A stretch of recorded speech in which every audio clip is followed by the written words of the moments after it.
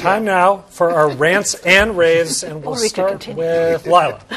So I have a rant today about CNN and a panel that they broadcast earlier in the week that supposedly featured 8 GOP women from Dallas. You can take a look. How many of you don't think what the president said was racist? Raise your hand. He dated a black woman for 2 years. 2 of his wives are immigrants. He is not a xenophobic racist. So never mind that xenophobic racist is kind of redundant. But the issue here is what CNN did not disclose initially is that of those 8 women, several of them are pro-Trump activists with organizations dedicated to promoting Trump in the media. That seems like a really detailed. So not really a random sample of Republican women who support him, despite everything. This is also the same random sample group of Republican women, exactly the same, with the same interviewer called to talk about whether Stormy Daniels had affected Trump in the polls. I've missed that. Right. So here we have a great example of using sources to confirm a bias for your viewers rather than digging around, getting data, and finding the real information. And by the way, what was wrong with saying they support Trump and organizations? Nothing. And this is their viewpoint. What's wrong with that? Yeah, put it on the table. That's what Kelly, what do you got? This is a story that's, keeps popping up in different forms. So Sarah Miloff, who's an assistant professor of history at the University of Virginia, is working on a book that's coming out about tobacco. 2 male authors historians were on a radio program. Our competitors across the way, Here and Now at WBUR, talked all about everything that she has researched, did not mention her.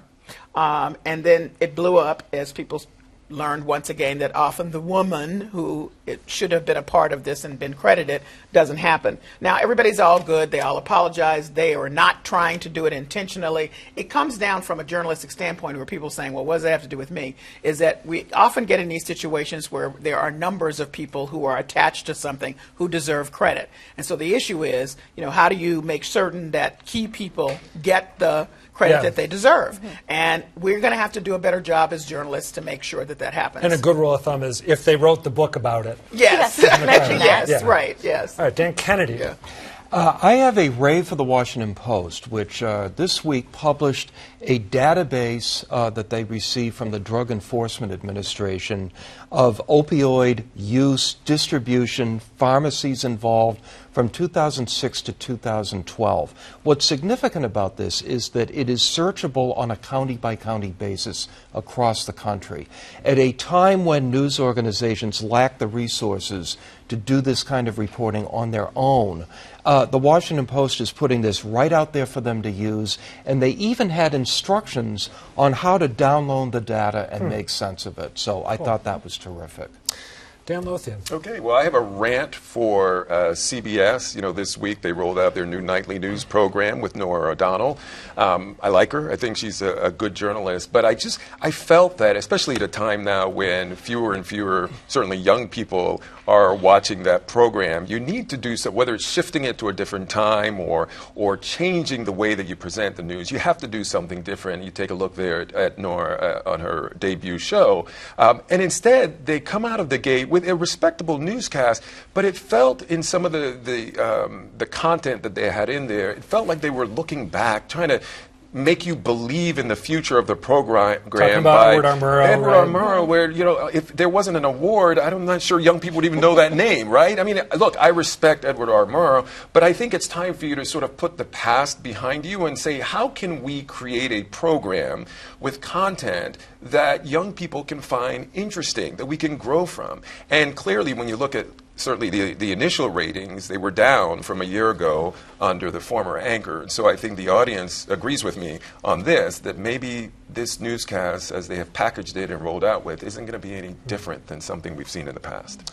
Finally, I've got a rave for a reporter named Javon Vital, who I actually didn't know about. He works for New York One. He had a fascinating exchange with Rand Paul the other day. He was trying to get him to talk about his decision to hold up that 9/11 first responders bill. Trailed Paul for a while in the hallway, asked him questions, got the cold shoulder. Then Paul decided to engage him. Let's take a look. Tell your viewers to tune into Fox News. We have some great stuff on there. With all due respect, sir, I'm not Fox News, but can you paraphrase really quickly? Well, if you're a professional outlet, you could call and get an interview like they did. Sir, we've tried multiple times. Yeah, I don't know who you are. Who are you with? I'm with New York One. Sir, what is your objection to the bill? That's just part of it. What I loved about this exchange was that as Rand Paul got snotty, I would use worse words if we were in a family program, Yes. Jovan Vitale just kept his cool, kept asking the right questions. He didn't just ask the same one. He asked different ones. He moved on. He took it all, kept his cool, was a consummate professional. I don't know that I would have been as composed, but he was great. He was textbook. And noted that he had tried to call yes, him, which by is the way. absolutely crucial.